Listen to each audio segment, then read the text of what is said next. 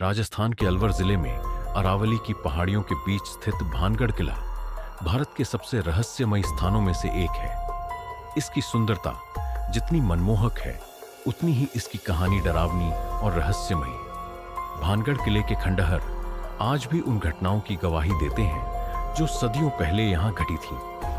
सन 173 में आमेर के राजा भगवंत दास ने इस किले का निर्माण करवाया। इसे उनके छोटे बेटे माधो सिंह के लिए बनवाया गया था। किला भव्य था और यहाँ एक समृद्ध नगर बसता था।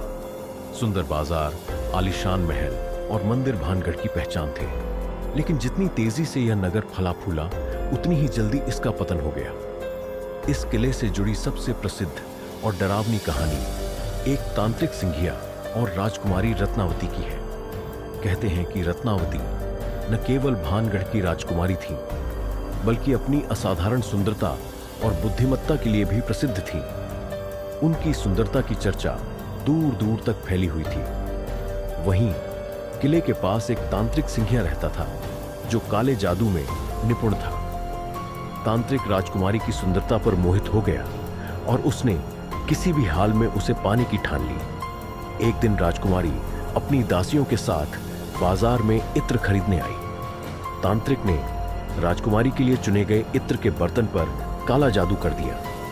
उसका इरादा था कि जब रत्नावती उस इत्र का इस्तेमाल करेंगी तो वह तांत्रिक के वश में हो जाएंगी।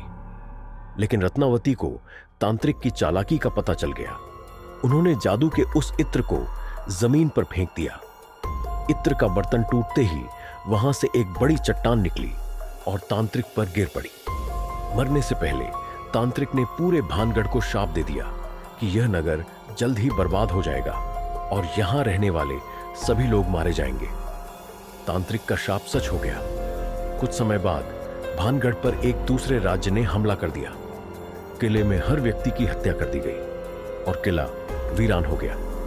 कहते हैं कि आज भी इस किले में राजकुमारी और तांत्रिक की आत्माएं भटकती हैं। आज भी सूरज ढलने के बाद किले के अंदर जाने की सख्त मनाही है। स्थानीय लोगों का कहना है कि रात के समय यहां अजीबोगरीब आवाजें आती हैं। किले में जो भी व्यक्ति रात गुजारने की कोशिश करता है, या तो लापता हो जाता है या फिर किसी अनहोनी का शिकार बनता है। भानगढ़ किले की कहानी तांत्रिक सिंघिया और राजकुमारी रत्नावती के इर्द गिर्द घूमती है। तांत्रिक के शाप के बाद भानगढ़ का नगर वीरान हो गया, लेकिन यह किला अपनी रहस्यमयी घटनाओं और भूतिया कहानियों के लिए प्रसिद्ध हो गया। किले के शाप के बाद यहां रात बिताने वाले लोगों के साथ अजीब घटनाएं घटी। स्थानीय निवासियों का मानना है कि यहां भूत प्रेतों का निवास है। सरकार ने यहां रात के समय प्रवेश पर रोक लगा रखी है, लेकिन फिर भी कई लोगों ने इसे नजरअंदाज किया और अपनी हिम्मत आजमाई। एक बार कुछ दोस्तों का समूह भानगढ़ किले में रात बिताने के लिए गया। उन्होंने सुन रखा था कि रात में किले के अंदर अजीबोगरीब घटनाएं होती हैं। पहले कुछ घंटे सामान्य रहे, लेकिन रात के बीच में उन्हें किसी के चीखने की आवाजें सुनाई देने लगीं।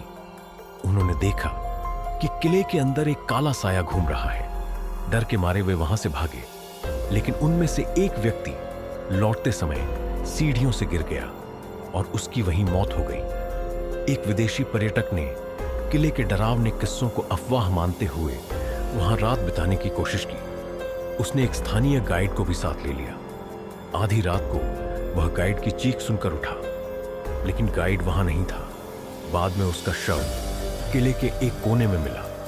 पर्यटक का दावा था कि उसने गाइड को हवा में उड़ते हुए देखा।